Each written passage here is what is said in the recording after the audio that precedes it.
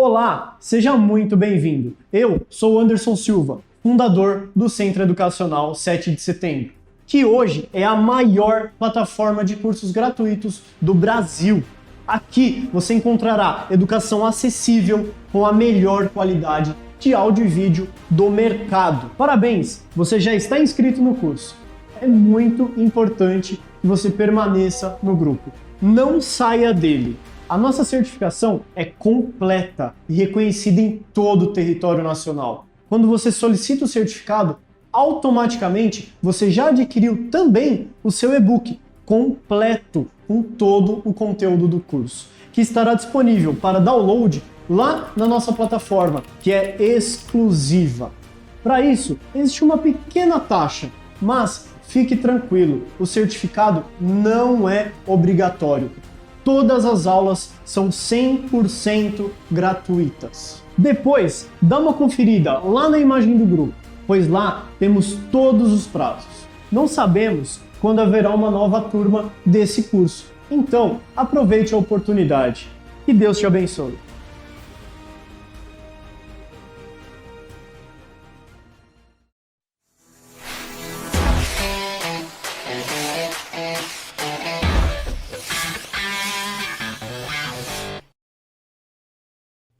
Olá, tudo bem?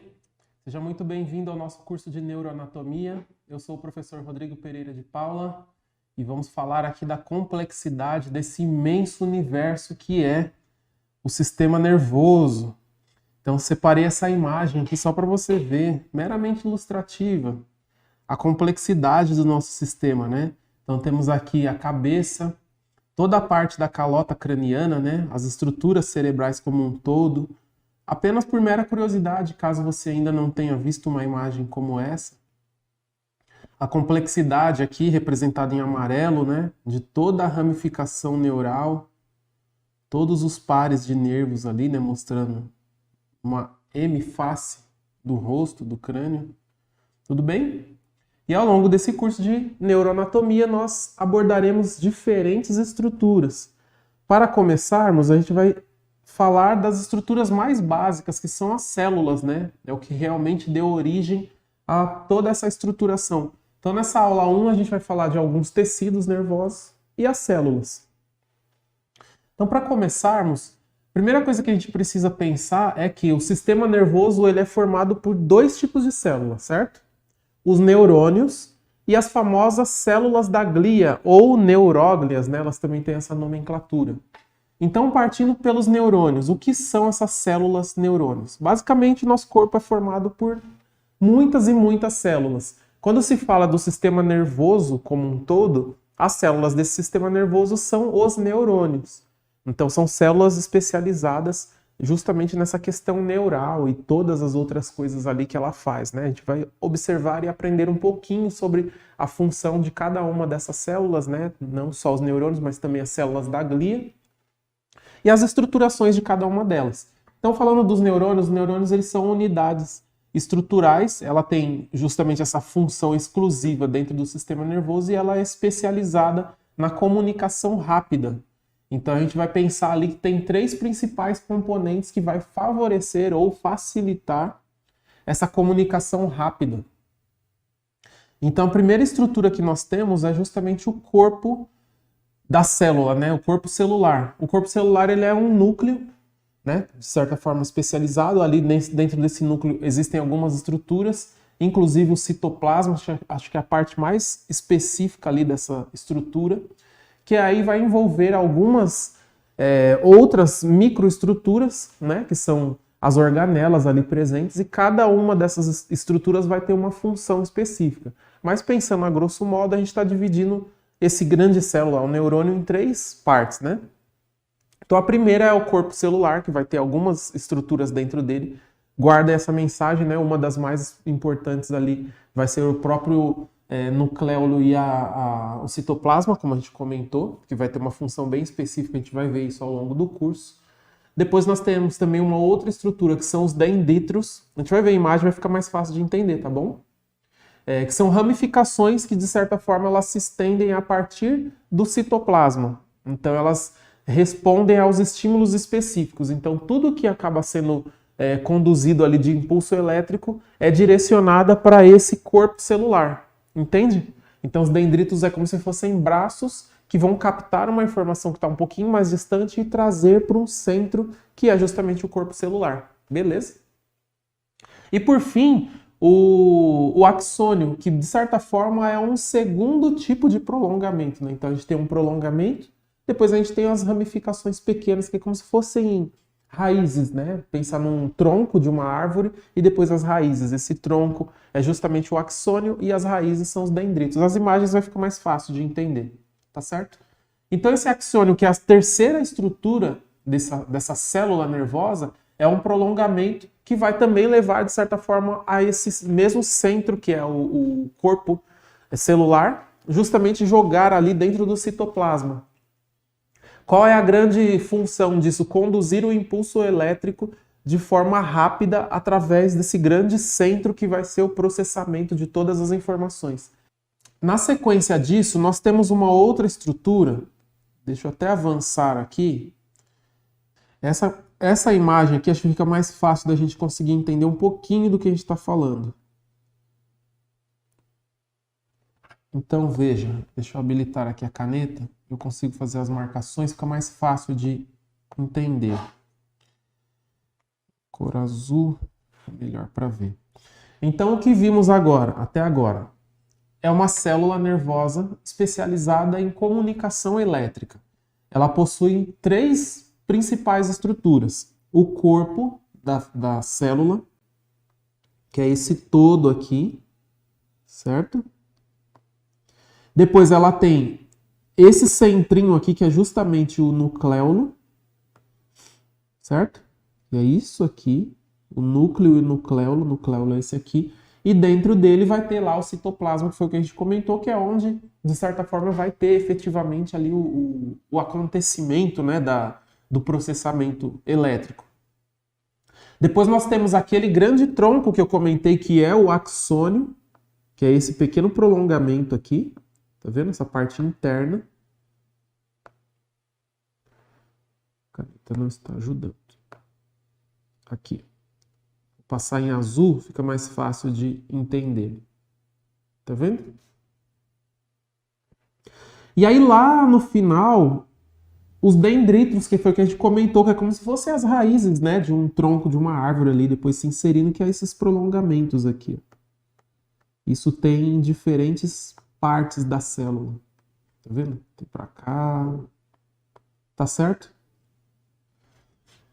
Isso são as três principais estruturas. E aí agora nós temos uma outra estrutura, que é a mielina. A mielina, basicamente, ela é uma membrana, uma película, há quem diga desta forma, que recobre toda essa parte do prolongamento da célula.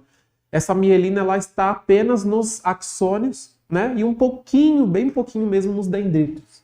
Tá certo? Qual é a grande formação e função dessa mielina? Ela é formada, então, por uma camada de substância. Essa substância ela é formada por lipídios e proteínas. E justamente o que permite com que essa mielina tenha um fator protetor em volta dessa estrutura, né? Principalmente do axônio. E aí ela vai acabar, ali, de certa forma, aumentando essa velocidade de condução do impulso. Lembrando que o neurônio conduz o impulso elétrico e o axônio, mais especificamente, tem a função de conduzir de forma mais rápida. E aí tem uma grande sacada no meio de tudo isso, né? Uma vez que a mielina ela é formada por lipídios e proteínas, entenda, ela possui algum fator umidade, pensando a grosso modo. E aí nós sabemos que o grande fenômeno que tem no sistema universal para conduzir eletricidade é a água. Então nada mais coerente do que um sistema que vai conduzir impulso elétrico ele ser úmido, ter presença de água. Então, se a gente for pensar, principalmente os lipídios, eles são muito ricos, né, em água. Então, uma vez que essa estrutura é bem úmida, ela vai favorecer mais ainda a condução desse impulso elétrico, tá certo? Eu estou falando dessa forma porque mais para frente a gente vai falar de algumas alterações que é pertinente dentro desse contexto, né, de mielina, que é esse fator protetor do axônio e também do favorecer, né, do impulso elétrico. Então, uma vez ela alterada, vai vir aí alguns problemas. A gente vai falar já já de um deles. Tá certo? Então, deixa eu só passar aqui para outra imagem.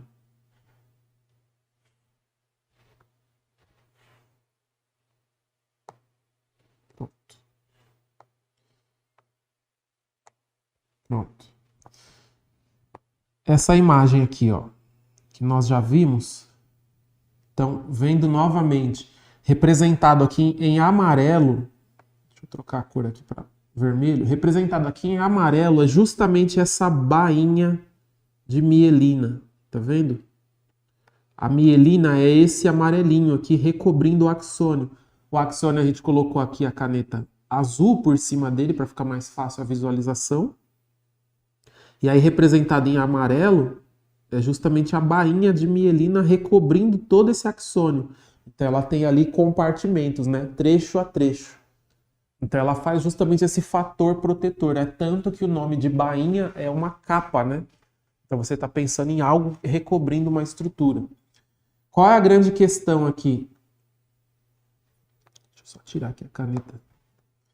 Quando essa bainha de mielina tem alguma deteriorização, o nome correto se chama desmielinização. A remoção ou a alteração da bainha de mielina. Desmielinização, certo? É um nome muito popular, é importante a gente saber. Quando acontece essa desmielinização, nós temos ali algo que já não protege o axônio, além de não proteger, desfavorecer a condução do impulso elétrico, principalmente desfavorecer essa condução. Um exemplo disso foi o que eu coloquei aqui, uma doença como a esclerose múltipla. A esclerose ela faz, de algum modo, com que esse indivíduo perca esse fator protetor que é a bainha de mielina, então ela vai ter ali alguma desconfiguração, alguma deteriorização de algum modo, e isso vai atrapalhar a condução do impulso elétrico. Isso é um grande problema, tá certo? Então, como é que ela fica? Então, nós vimos ali, mais uma vez, o que seria a fibra nervosa. Deixa eu colocar aqui em azul. O que seria aqui a fibra nervosa, tá certo? Que é justamente aquela parte do axônio que a gente comentou, que vai passar lá toda a parte interna, tá vendo? E os compartimentos da bainha de mielina, que é justamente esse grande feixe aqui, né? E aí parte dela está aqui, como a ilustração fala pra gente, desfigurada, ou seja, o termo técnico correto é a desmielinização, ou seja, ela está deteriorada de algum modo. Tá ok? Então é isso, aqui representado tudo normal, tudo correto, e aqui em cima com as alterações. Então, prazer, bainha de mielina e suas funções. Então, vamos caminhar. Bom, então continuando agora, entraremos em outras células, né, que são as células da glia, ou simplesmente neuróglias. O que são essas células, né? Elas são aproximadamente 5, são as 5 mais numerosas células ali do sistema nervoso, né? Ou seja, que estão atreladas a esses neurônios. E aí ela trata-se de células que não são neuronais, por não serem elas a célula efetiva que faz, e sim elas são espécies de auxiliares, espécies de anexos desse sistema, entende? A gente vai explorar cada uma delas, eu vou falar um pouquinho da função de cada uma, acho que vai ficar um pouco mais claro ainda, tudo bem? E aí justamente nessa ideia do tecido, né, ela vai de certa forma oferecer um suporte, ou um isolamento, ou um auxílio de alguma maneira para essas demais funções da célula efetiva, né, que é o próprio neurônio. Então, traduzindo, né, se a gente for pensar, as células da glia, elas têm as suas funções específicas, mas elas são auxiliares desse processo todo. Fica mais fácil o entendimento, ok? E aí, o que a gente vai observar agora, né? Então, uma vez que essas células estão ali como auxiliares, então todas essas células da glia, elas participam do sistema nervoso periférico. Então, se a gente for pensar, eu tenho células que estão do sistema nervoso central, o próprio neurônio, e eu tenho células que vão participar de uma forma mais satélite, ou seja, auxiliando com algum processo. Então, só para você entender, ficar um pouquinho mais claro, vou mostrar essa imagem antes da gente continuar a parte teórica. Então, deixa eu habilitar aqui a caneta. Vou colocar em vermelho. Então, mais uma vez, nós temos lá a célula como um todo, que é essa representada em amarelo, certo? Os dendritos, o próprio corpo, o próprio axônio aqui, e depois a terminação dos axônios e assim sucessivamente. O que a gente está vendo extra aqui, então, por exemplo, astrócitos, esta outra célula aqui que é os oligodendrócitos, certo? São as células da glia, então a gente está observando ela como um anexo mesmo. Fica mais fácil o nosso entendimento, tudo bem? Então quando a gente pensa assim, em torno de todos esses neurônios, né? Todas essas células que ficam, de certa forma, ao redor desses neurônios, são as células da glia? Sim, são as células da glia.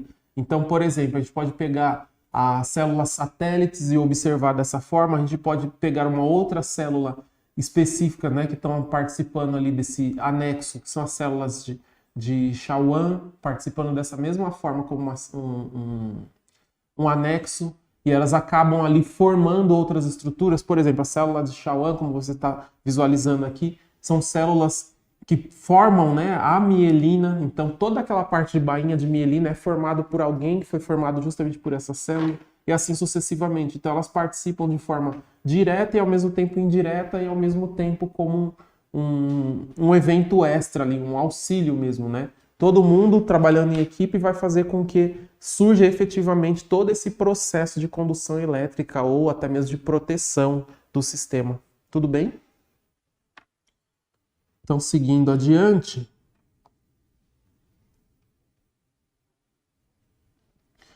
A nossa primeira célula a ser entendida aqui, depois a gente volta nas imagens e vai observando a aparência de cada uma. Então, a primeira célula que nós discutiremos, né, ela se chama astrócitos. Então, esses astrócitos, ele tem um formato parecendo uma estrela, né, por isso até do nome dele, e ele tem inúmeros prolongamentos ao redor dele. E a principal função desses astrócitos é justamente sustentar e participar dessa composição atômica, né? Então ela está ali dentro desse contexto molecular, ela está ajudando, né, a estruturar todo esse ambiente extracelular dos neurônios. Então, voltando para a linha de raciocínio, ela está participando da estruturação e do auxílio para a formação de toda essa estrutura neurônio, né, que é a célula principal, e no seu funcionamento também, tudo bem? Então, astrócitos em forma de estrela, com inúmeros prolongamentos, e a principal função é justamente sustentar essa composição, de certa forma, atômica, né, de toda a estruturação celular e molecular do ambiente extracelular dos neurônios, beleza? Depois nós temos uma próxima célula, que são os oligodendrócitos. É uma super palavra difícil de falar às vezes, né? Oligodendrócitos. Esses oligodendrócitos, como eu ia começando anteriormente a falar, aí sim eles produzem especificamente a bainha de mielina, que é o que a gente já explorou um pouquinho aqui. E ela serve justamente como isolante elétrico. Então é como se fosse, a grosso modo, visualizar mesmo a bainha de mielina como uma capa recobrindo e protegendo esse sistema, né, que é o prolongamento, ali é o axônio, protegendo essa estrutura. A célula aqui ajuda, né, a célula da glia que fabrica, né, esse produto que é a bainha de mielina, é justamente os oligodendrócitos, certo? Então esses oligodendrócitos eles também têm um prolongamento que acabam ali envolvendo toda essa parte axonial e também produzindo essa bainha que vai auxiliar tanto na condução elétrica quanto na proteção dessa estrutura axônio, tá certo? Depois nós temos uma próxima célula que se chama microglia ou microglia, né? Alguns pronunciam de forma diferente. Elas são células bem pequenininhas, né? Com poucos prolongamentos, e elas têm uma certa... uma presença maior na substância branca. Então, elas estão mais presentes nessa substância branca. Além da substância branca, ela também está na substância cinzenta, substância cinza, mas ela é mais marcante na substância branca. E elas são células que têm a função fagocitária. Fagocitar é uma palavra que se diz como se ela estivesse comendo, absorvendo algo. Então, ela tem essa função fagocitária, que é justamente que se derivam de processos, né, de produtos ali de dentro do metabolismo local, né, principalmente na medula óssea. Então, ela vai auxiliar nessa formação de outras estruturas. Então, lembrando, né, não sei se você já viu isso, a parte da medula óssea ela é responsável pela formação primária ali do sangue. Então, quando a gente tem todos esses oligodendrócitos participando dessa proteção do sistema, a gente tem essa função associada. Então, pensa em estruturas protegendo outras estruturas. Quando a gente entra aqui na micróglia, a gente já tem estruturas que estão favorecendo a essa questão fagocitária, ou seja, a gente já está visualizando a eliminação de algum produto ruim. Então, são células que vão ali comer, literalmente, né? Alguma coisa que esteja acontecendo. Então, aqui eu estou falando dessa forma porque a gente está se atentando mais à parte estrutural, à parte anatômica mesmo, não à parte fisiológica. Mas, ao mesmo tempo, a gente já está começando a ter um olhar do que vai acontecer de forma metabólica. Tudo bem? Então, mais uma vez, né? A medula óssea, ela produz, né, a parte da estrutura sanguínea. Então, quando a gente pensa lá na parte da medula óssea produzindo e representando toda essa parte molecular ali, vai estar associada justamente com isso. Então, quando a gente pensa nessa célula micróglia fazendo essa fagocitação, a parte fagocitária do sistema nervoso, né? Então, ela vai estar presente ali. Tudo bem? Mais para frente isso fica mais claro, tá? São muitas informações, muitos detalhes, então parece uma coisa meio bagunçada assim, mas depois a gente vai refalando tudo de novo, vai ficando cada vez mais claro, tá certo? Depois nós temos aqui uma célula que a gente já até citou o nome dela, que é as células de Schwann. Essas células, elas têm a mesma função dos oligodendrócitos, tá certo? Então elas podem ali estar localizadas dentro desse sistema nervoso periférico e cada uma dessas células ela tem uma forma da parte da bainha de mielina. Então lembra que a gente comentou que a bainha de mielina ela é dividida em compartimentos? E aí cada um desses segmentos ao longo desse axônio, elas atuam de uma forma isolada. Então a gente pensa naquele isolante elétrico, né? Então cada bloquinho desse faz justamente isso. As células de Schwann, a gente até passou por elas, eu até circulei no momento e não citei o nome. Vou até voltar aqui para você visualizar ela melhor. É muito interessante essa célula.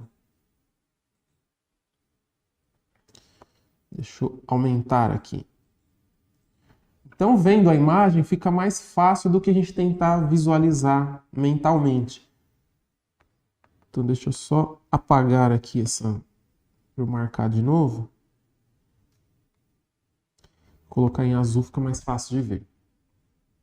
A bainha de mielina, então, é representada em amarelo. Vou fazer só a parte superior aqui, certo? Mas ela é o todo.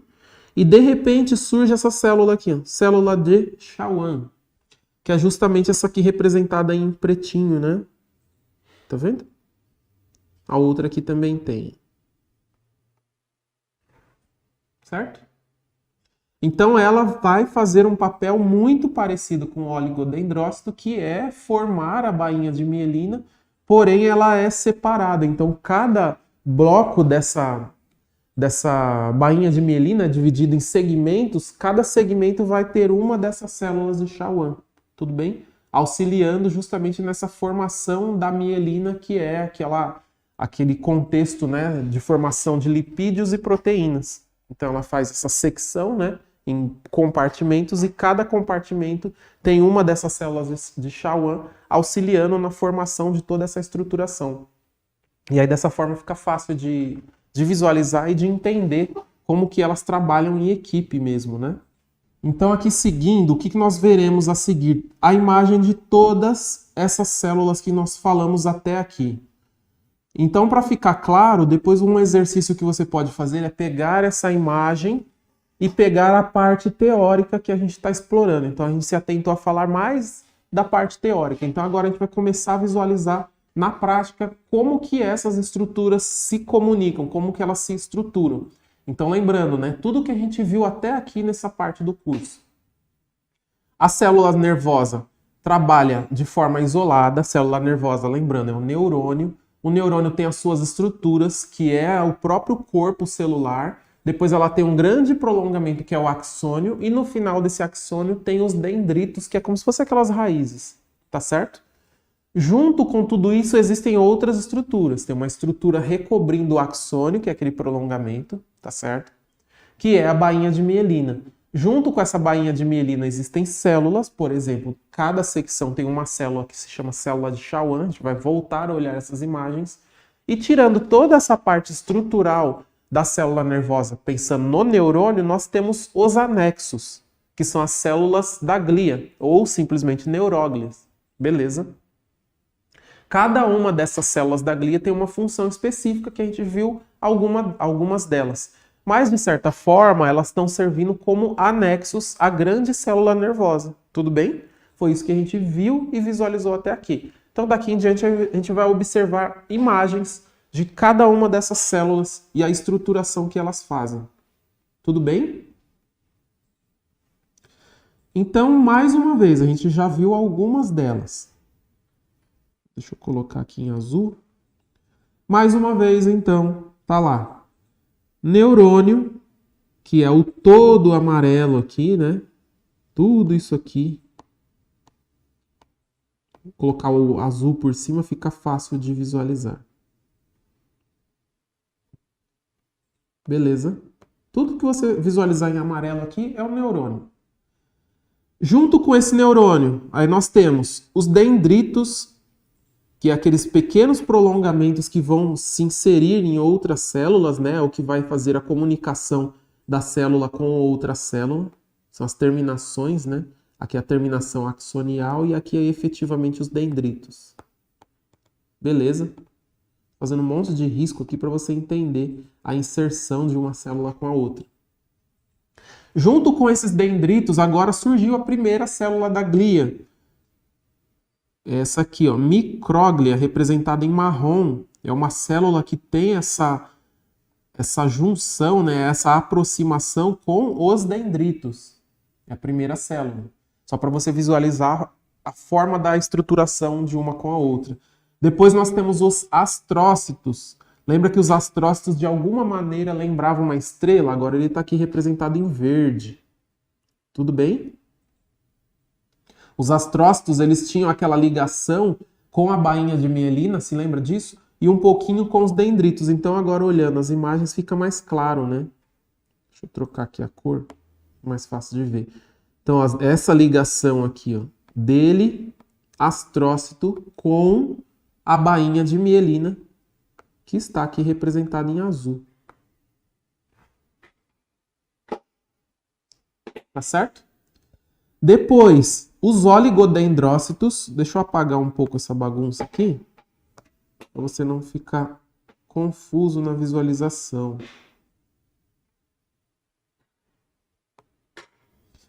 Depois, os oligodendrócitos, que a gente já tinha comentado que ele participa ali da formação da bainha de mielina. Então, veja, um neurônio para cima, um neurônio para baixo. E aí, juntando esses neurônios, além dele fazer toda essa parte de estrutura da bainha de mielina em um único axônio, ele também se comunica com outra célula nervosa, certo? Fazendo mais uma vez a formação de outra bainha de mielina de outra célula.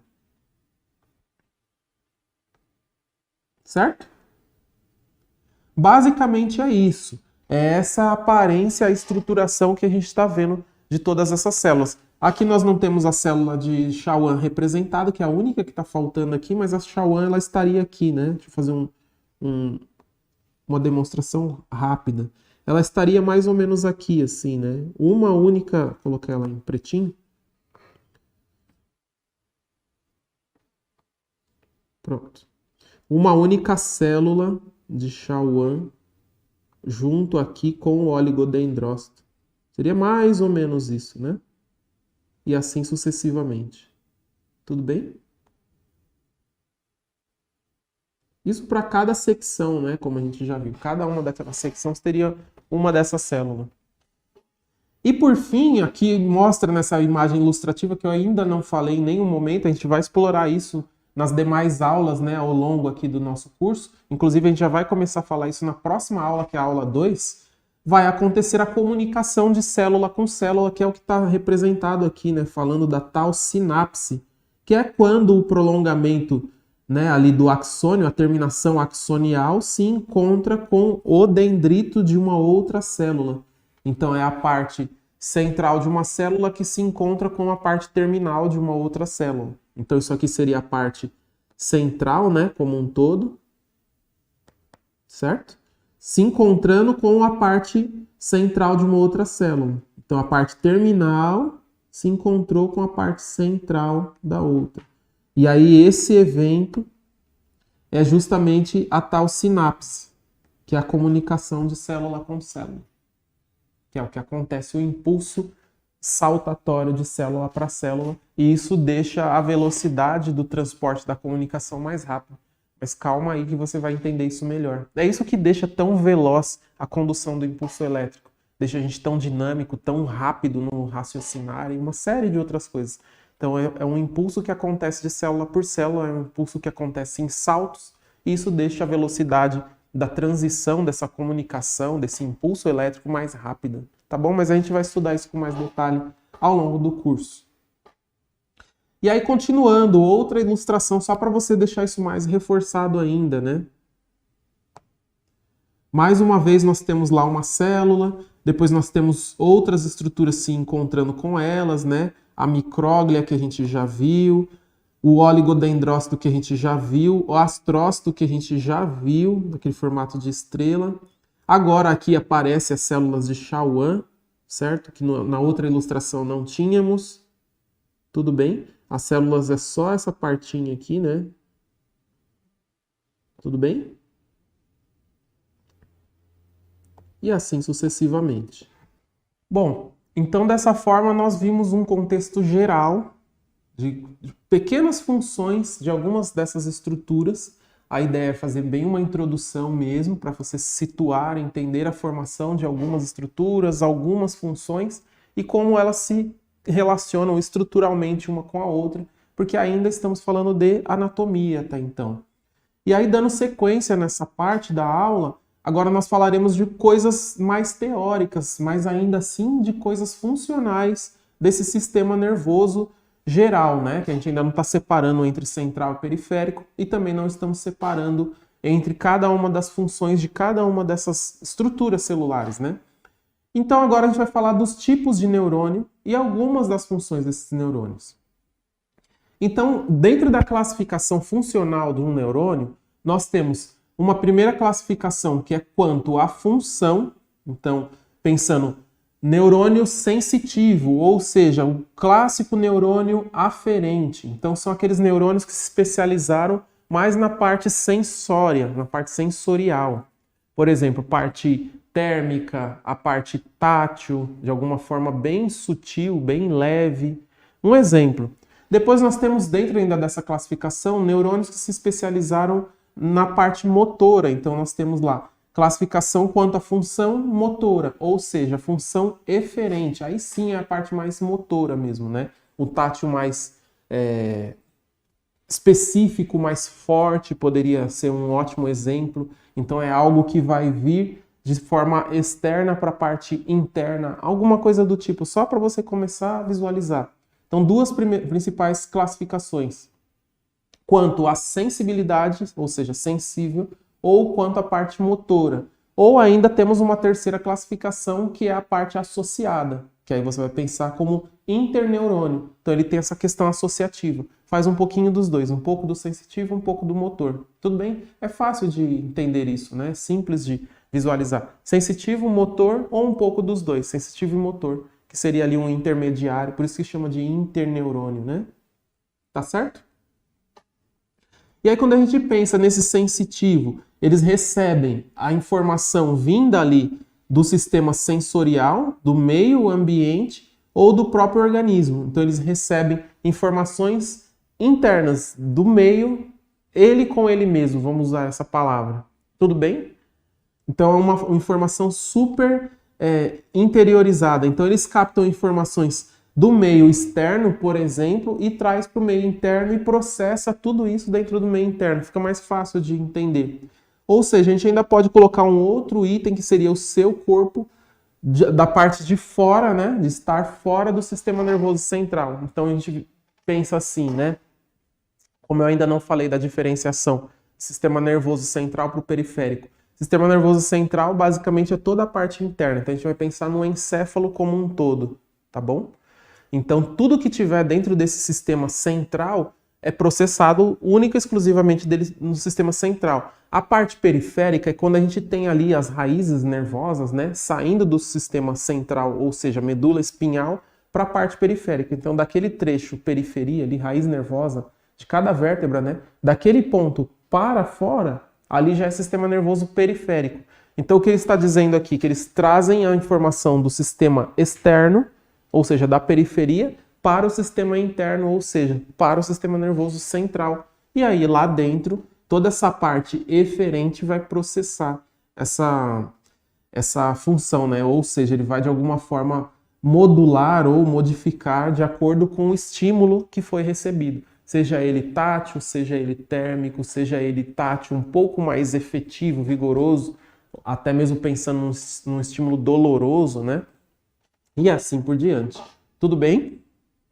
E aí, na sequência disso, a parte motora. Então, a parte motora, ela conduz o impulso elétrico a um órgão efetuador. Então, imagina, você está partindo de uma informação do sistema interno, do sistema nervoso central, para o sistema periférico.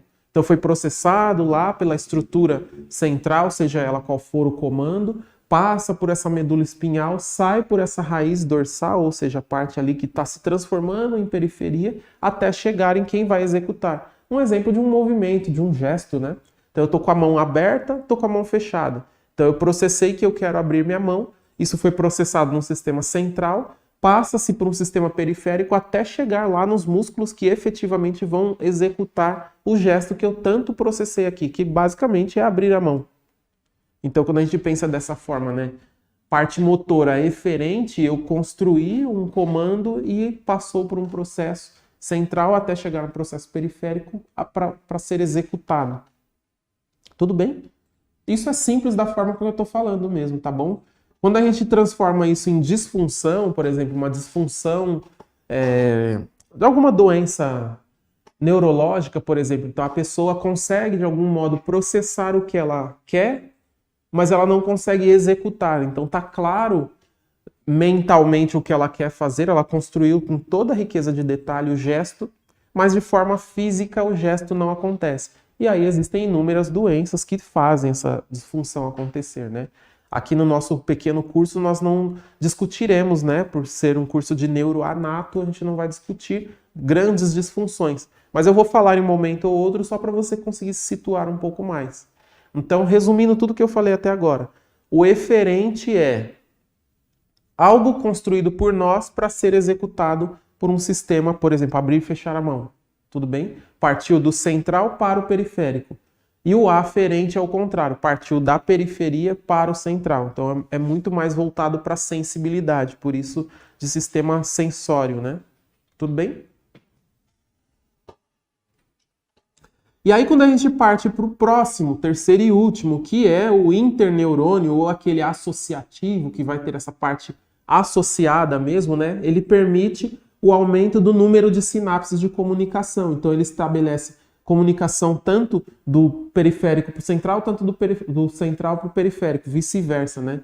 Então, eles contribuem grande parte desse sistema de neurônios. Então, existem mais deles especificamente no sistema central do que no periférico. E você já consegue até imaginar, né?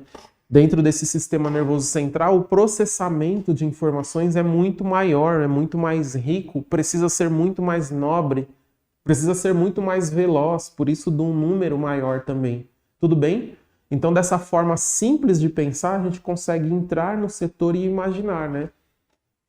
Tá, se eu preciso de uma informação mais rica em detalhes, eu preciso de uma propriedade maior, eu preciso de uma quantidade maior, e assim sucessivamente. A gente pode pensar de inúmeras formas diferentes, desde que a gente não destoe dessa base, né, dessa estruturação do para que essa estrutura interneurônios, né, interneurônio, foi formada. É justamente nessa ideia de associação de coisas mesmo, tá bom?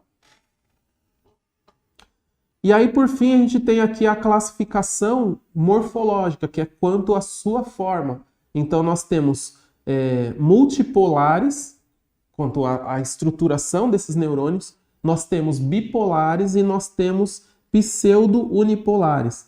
Então, essa imagem mostra aqui, fica mais fácil de ver a imagem do que ficar ilustrando ela mentalmente, né? Então, por exemplo, com relação ao primeiro que falamos, que são os multipolares, eles têm essa característica que lembra muito um neurônio tradicional, né? Tá certo? Multipolares. Depois nós temos este, que são bipolares. Bipolares você já imagina, dois polos, né? Fica fácil de entender. E aí, pseudo-unipolares é justamente o intermediário em relação a eles. Então, imagina comigo.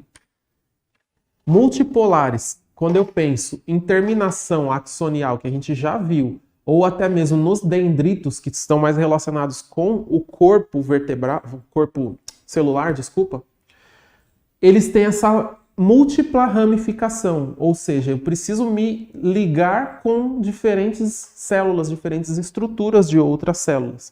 Tudo bem? Então ele tem ali um grande centro, dentro desse centro tem os axônios, né? Prolongando todos eles, a terminação axonial, e os dendritos que estão mais próximos do corpo mesmo dessa célula. Quando a gente agora observa para o bipolar, a gente já observaria um corpo celular mais centralizado e aí as ramificações mais paralelas, né, para as extremidades. Por isso que chama de bipolar, dois lados, certo? E aí o pseudo unipolar, e aí sim, você tem um centro também e você tem as duas periferias, mas aí ele já tem essa questão de pseudo porque ele tem opções alternativas. Ele pode estar ali, pode estar aqui, é um pouco mais, de certa forma, fácil de pensar, ele é mais aleatorizado. Acho que é uma boa forma de pensar, porque no final da história é bem isso que está acontecendo. Tudo bem? Então aqui passamos pela classificação quanto à forma. Já vimos quanto à função, né? E agora aqui quanto à sua morfologia, né? Quanto à sua forma.